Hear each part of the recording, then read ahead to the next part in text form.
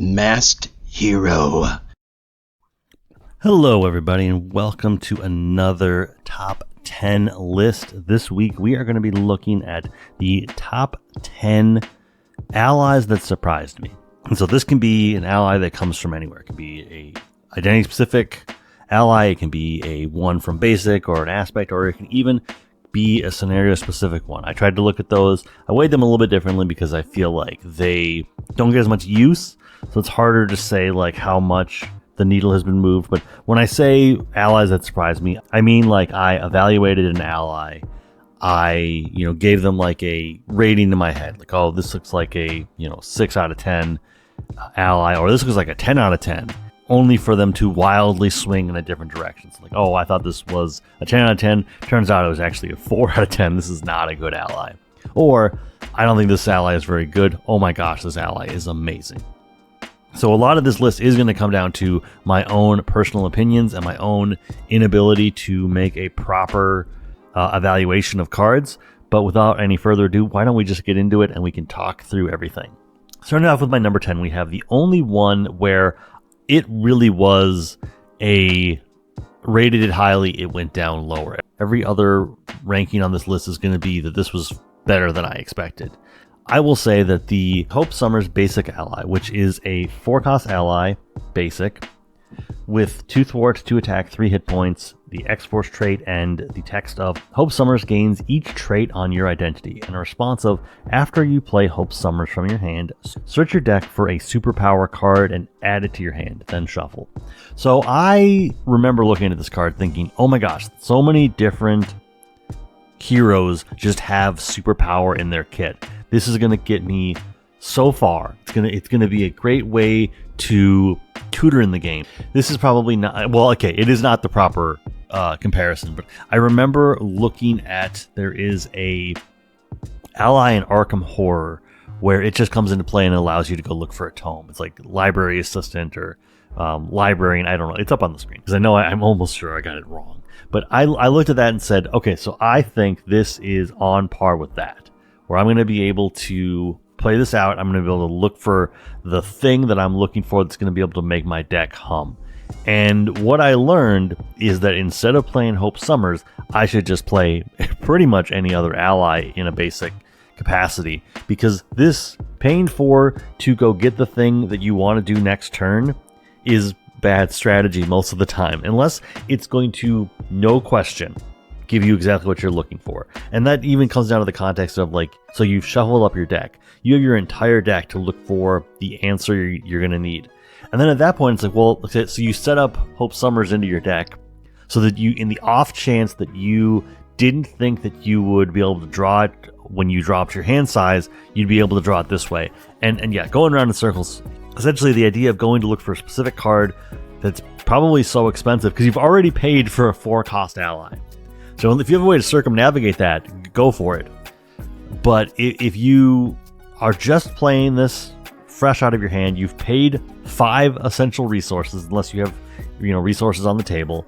You've used your entire hand to go get a superpower that you're going to have to draw back up to your hand size. You get 1 less card.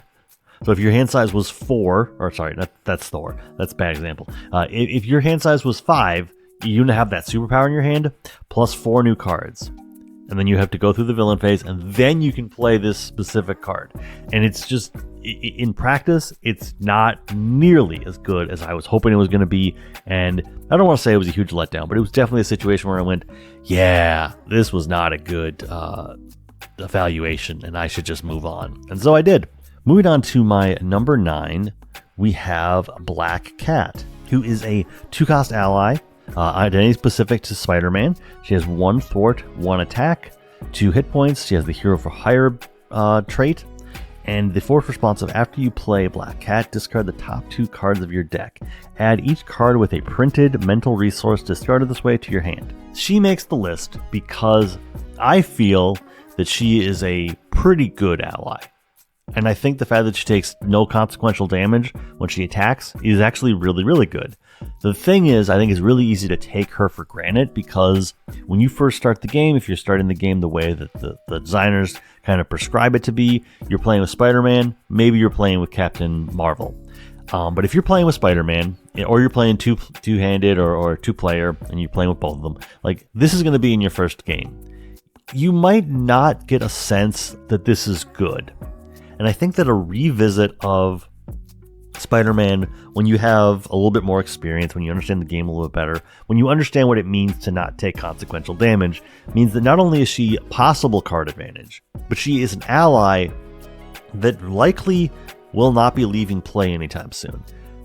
She has 2 health, which means that pretty much any attack she defends against, she's going to be defeated by, just like any other ally. But the fact that she doesn't take consequential damage means that she can constantly be breaking toughs, she can just be getting extra damage in, she can just be taking out smaller minions that are kind of in the way. She can kind of change the math in a way that means that, if you happen to be playing 2-player with someone like Winter Soldier, you can use her to kind of push the minion into the spot where Bucky can take him out, get that remove 2 threat from a scheme or whatever. And that's just like, one small example. But like, I think she is an ally that I rated pretty good. And I think she's proven to be good, or maybe great, and not just pretty good. She's actually legitimately okay. And really the reason why she comes at my number 9 is because she is not moving the needle too far from where I originally evaluated her. And I think that just experience means that I have learned to understand why she is a good ally, as opposed to before when I was just like, oh, this is kind of fun. Like, she doesn't take any consequential damage. All the other allies I've been playing, they do take the damage. And I guess that is another thing that like you almost have to like notice. Somebody who plays for the first time might not even notice what those stars are and might not even ask what they are. If you're explaining it to somebody and you don't break it down clearly enough, like, oh yeah, those are the damage they take when they make a basic attack or they make a basic thwart. I think she is a fun ally that I have learned to appreciate more, and that's why she makes my number 9. Moving on to number 8, we have M out of the Magneto Hero Pack. She is a 4-cost ally with 2 thwart, 3 attack, 4 hit points, the Psionic and X-Men traits, and she has the response of after M enters play, defeat a minion with fewer remaining hit points than M. And importantly, her 2 thwart comes with 1 consequential damage, her 3 attack comes with 2 consequential damage. Just because that was relevant to, very recently. But yeah, I think that this was a ally that I was excited by, but I will fully admit that I did not see the full potential of this ally. And I think that this would have been very close to also having Kid Omega could have been in this slot. I think both of those came along at the exact same time. They offered something that I don't think I fully appreciated. And I look at M now and I go, you know what? She costs a lot by most comparisons. If you have a way to cheat her in, which leadership certainly does, she's very good. But if she's just coming in, even playing her completely straight, using basically your entire hand to do this, taking out a minion that has 3 or less remaining health is not complicated. A lot of minions come in like that. So that means that M can effectively take out 2 minions in a turn if you need to. And when you're getting into multiplayer, all the better. She comes into play, she takes out this minion over here that maybe has guard that's been hit once or twice. And then suddenly she can turn her attention and she can take out a different minion that just has 2 or 3 remaining hit points. And yeah, just overall, I have been so impressed by M in a way where I thought of her, highly, but I think I was underrating her. I was thinking of her as a 5 out of 10. And as it turns out, she was much closer to a 7 out of 10. All of this is arbitrary. And again, like I said, this entire list is going to be built around my own failings as somebody who can evaluate cards. And I did not evaluate M nearly as well as I probably should have. Next up, rolling into number 7, we have Cyclops out of Jean Grey, aka Phoenix's kit. He is a 3-cost ally with 2 thwart, 2 attack, 3 hit points, the X-Men trait, and the response of after Cyclops enters play, place 2 power counters on Phoenix Force. Forced interrupt, when Cyclops leaves play, remove 2 power counters from Phoenix Force. So what I did not appreciate enough about this card was just understanding how it interacts with Phoenix Force, because I was thinking this as a way to just delay going from the subdued to the unleashed form. I know I'm getting the subdued part wrong. I looked at this and I thought, okay, this is just a way to keep her as Phoenix and away from being Dark Phoenix. And what I realized after the fact was, one, this is a way to do that, but also it's a way to be in Dark Phoenix, give yourself additional power counters, use those up to make wilds, and when he goes away, there might not even be 2 power counters on there to remove. Or this can be a way to still allow yourself to have those wilds, stay in the restricted form longer, but also be a way to go, okay, I am going to defend with Cyclops, which will allow me to go into Unleashed form and take advantage of that going into like right off the bat on my turn. And all to say that Cyclops was much more of a complex ally to understand than I originally thought. I have since in like 2025 played a lot of Phoenix with several decks that I found online, and Cyclops has always been so much more of a complex card than, like I said, than I was giving it credit for. And that's why it makes it onto the list. It comes at my number 7 because I just did not understand just how strategic this card can be, and I'm happy that I've brought up my game enough to really see that now and to really take advantage of it. Moving on to my number 6, we have Beta Ray Bill, who, okay, actually, I will say, this one has wavered a little bit. I thought he looked awesome. Then I realized that he was not awesome. Then the context changed, and he became a really fun ally to play. When I said that I misevaluated only Hope Summers, rating her too high, I misevaluated Beta Ray Bill for a time, and then he sort of rebounded for me. Beta Ray Bill is a 5-cost ally with 1 thwart, 3 attack, 4 hit points. He has the Asgard trait and the response of, after Beta Ray Bill attacks and defeats a minion, remove 2 threat from the main scheme. And I guess additionally he comes out of the Mad Titan Shadow Box. I thought he sounded incredible. I wanted him to be like the figurehead for my leadership Thor deck. And then I began to realize, very humbly, that Thor can in no way play Beta Ray Bill without help. And I just did not have the tools, I did not have the deck building prowess to see how we were going to be able to make this happen.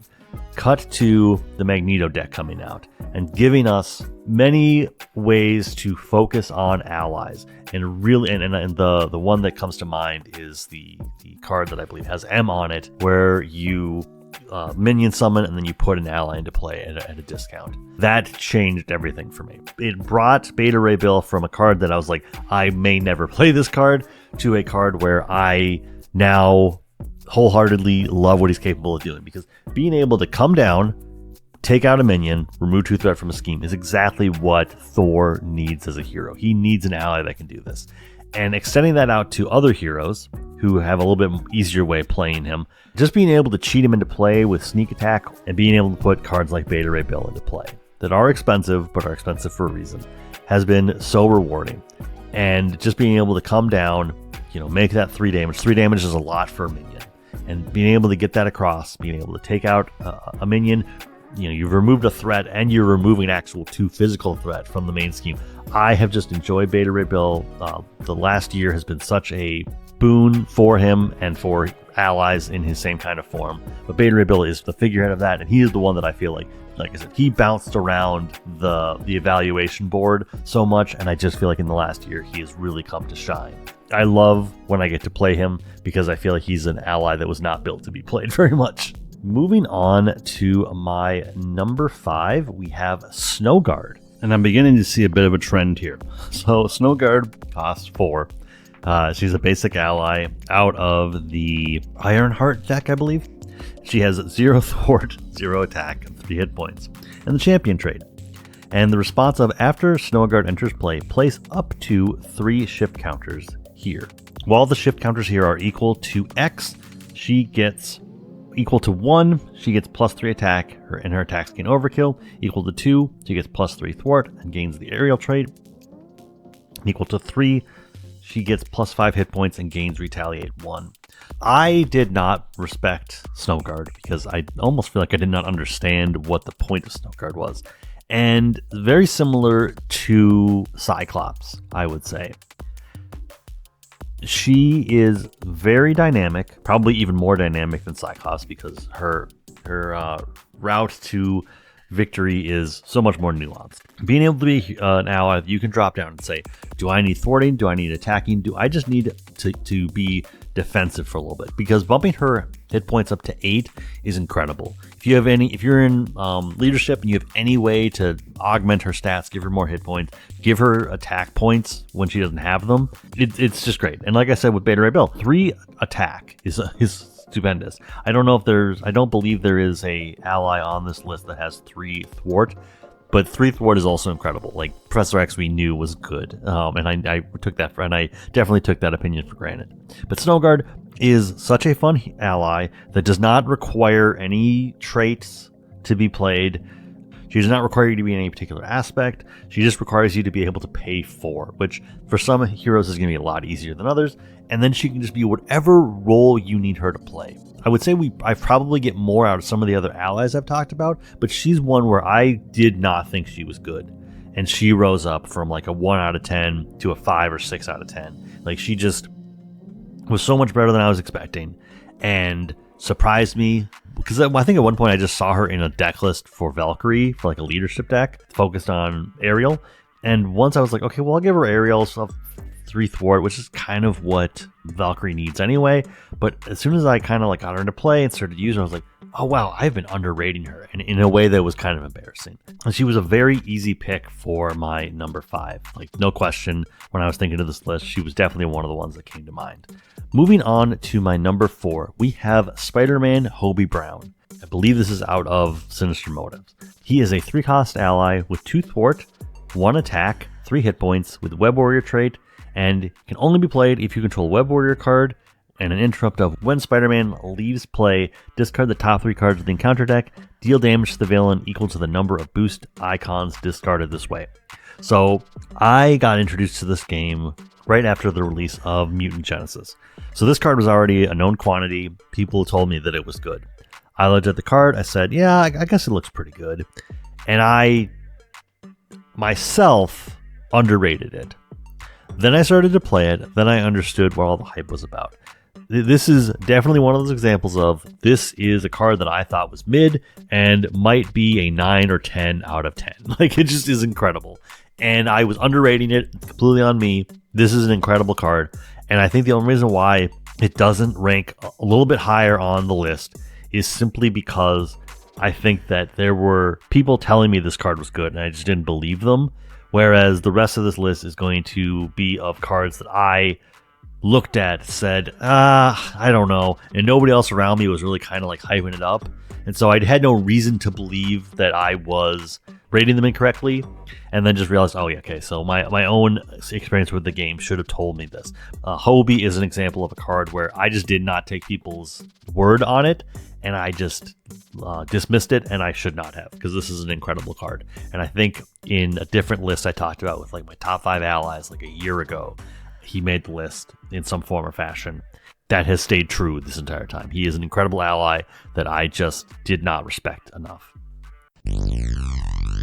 Hello, if you are enjoying this content, if this happens to be the 3rd video of mine you've watched today, I would really love a subscription. It goes a long ways. Additionally, if you have discretionary spending, this is not required, but I do have members opened up.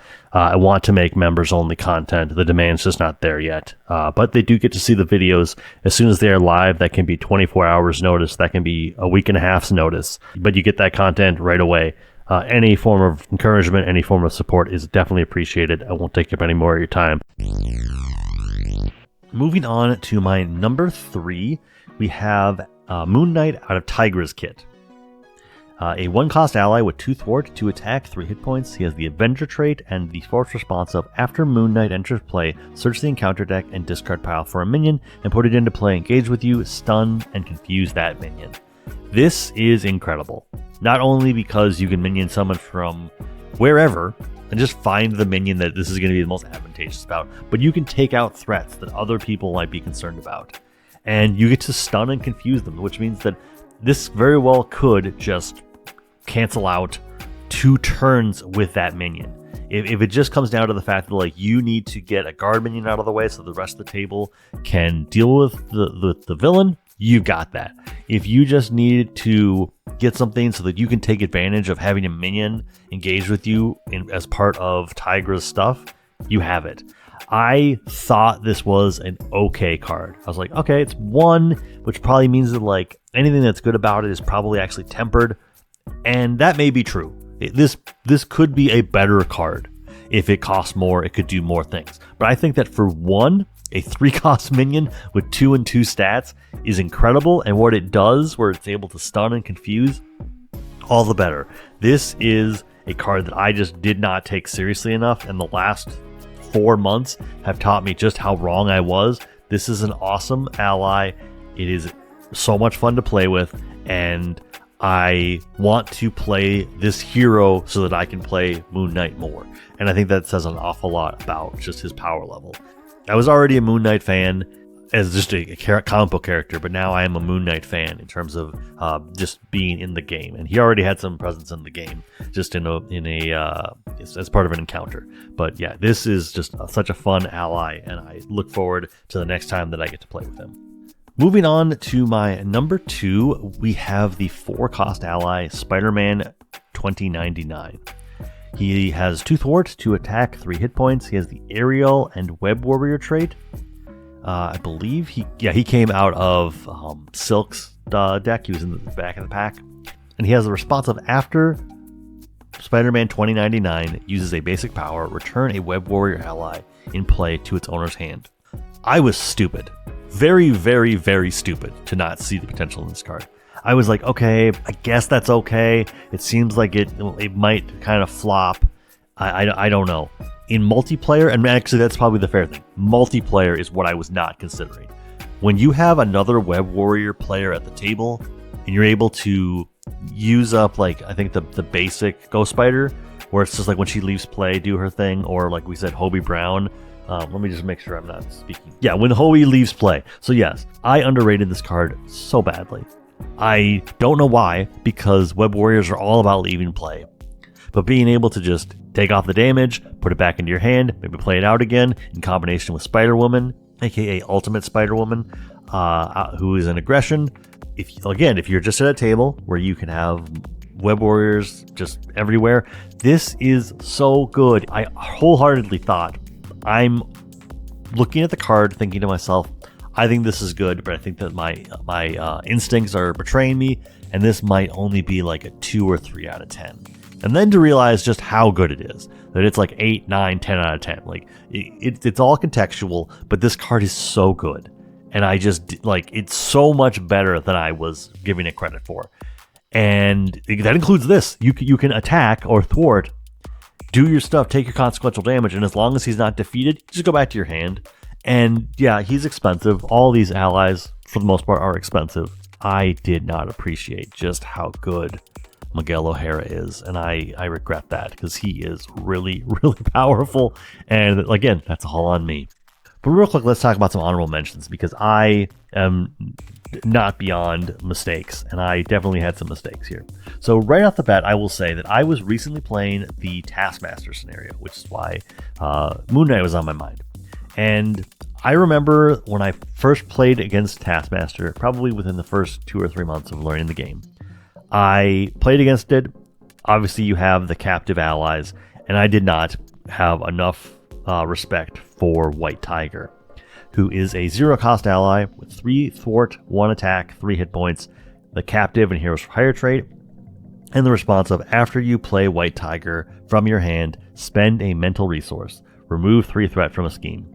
I did not respect this enough. Making a swing of 6 threat off of the main scheme, or anything, 3 off the main scheme, 3 off of a different place. The fact that she can just do that is so great on a 0-cost ally. But the thing is, I kept getting hung up on, well, but you need to have the mental resource in your hand. BFD, like it's like that's not a hurdle. That's just a thing that happens in the game. You have a wild resource, cool. You have a mental resource, cool. 0-cost ally, spend a resource, remove 3 threat. It is so good. Plus, you still have a body that can remove 3 more threat. I did not respect this card enough, and I know that partially comes from the fact that she's in a scenario. Like, you don't just see her all the time. But I realized recently that Electra is also good because she's kind of the flip here. She can attack for 3. You can spend a physical resource to deal 3 damage. But I don't think I respected enough like how very akin to the MODOK scenario where it's like there are certain Inhumans you want to get first. White Tiger is such a good ally, and if you get her immediately in the game, the earlier you get her, the better it is. And it's just, she's incredible, and I was not giving her enough credit. Additionally, an honorable mention, I have White Widow, who is fairly recent. She came out of the Winter Soldier deck, and she is a 4-cost ally in protection. She has 2 thwart, 1 attack, 3 hit points. She has the shield and spy trait, and a response of, after you resolve the ability on a preparation card you control, heal damage from White Widow equal to that card's printed resource cost. I definitely thought that this was going to be worse, and she's an honorable mention because she was like a 4 that proved to be a 5 or 6 out of 10. Really, I don't have enough experience with her to really say like, oh, here's just the chasm of how much I was wrong. But I will say that the games where she's been in play, she has survived a long time. 3 is enough hit points that you can generally be healing back 1 or 2, because you're probably going to only deal back like one damage most of the time with a preparation. Those are pretty inexpensive, but you might heal back 1 or 2 for every consequential damage you take. She's a very good companion. She becomes almost a glorified second identity-specific ally in protection. Like, she's very good, and I just did not respect her enough, and I want to play with her more so that I can really understand the full strategy going on here. Let's move on to my number 1, because this was a doozy. I did not respect Husk enough. Husk is a 4-cost ally with 2 thwart, 2 attack, 3 hit points, the X-Men trait, and a interrupt of when Husk uses a basic power, spend up to 3 resources. If at least 1 energy resource was used, Husk gets +1 for that power for this use. A mental resource was used, heal 1 damage from Husk. A physical resource was used, ready Husk after this use. Husk is incredible. Husk can deal 9 to 12 damage in a turn. And this is within the context of Bishop. Bishop is my prime Justice hero right now, and I have done some recent games, some of which you may even see on the channel, coming up very soon. Husk is incredible. Husk can deal so much damage. I did not think much of her because I looked at her from the context of, where was she originally printed? She was originally printed in Jubilee, which is a good place for her to be. And I think that there's definitely a lot of solid use for her. But as soon as I played her in Bishop, where Bishop can have so many resources in his hand, that suddenly this is discard 2 cards because you have a double resource with 2 different types on it. Do all 3 of these. And you can basically just keep her at 1 hit point indefinitely. And in a turn, you can just be like, okay, let me lay out the resources, or, the other cards in your hand too that have resources on them. But you can just sit there, lay them all out and go, okay, so this is an attack for 3. This is an attack for 3. This is an attack for 2. But I'm ready back up and I make another attack for 2. And suddenly you just deal so much damage that she can take out an entire stage of a villain on the first or second turn. And I know that is a very constant thing, that a lot of heroes have that accolade. They can just blow through an entire stage in a turn. You can deal 90 damage in a turn or whatever. I am not that tryhard. That's just not the way I play the game. There's nothing wrong with that. But what I will say is this is my tryhard ally. This is the one that if I have Paige, I will deal a bunch of damage. I will do a bunch of stuff. And I say this all with damage, but the other thing is that she can just completely clear out an entire table worth of threat all by herself. She is incredible, and she was a ally that I did not care for, and now I deeply care for, and I want to play Justice, and I want to play a deck that can just fill up their hand so that I can just, every turn, just do double digits worth of stuff to the game. And yeah, that is my entire list. This is what it looks like. Who are some allies that surprised you, where you went, oh, this is going to be incredible. Oh, actually, this was really bad. Or, I don't know about that. Wow, was I wrong? Let me know in the comments. And until next time, thank you so much for your time. Have a great day. And remember, you're doing great. Keep it up.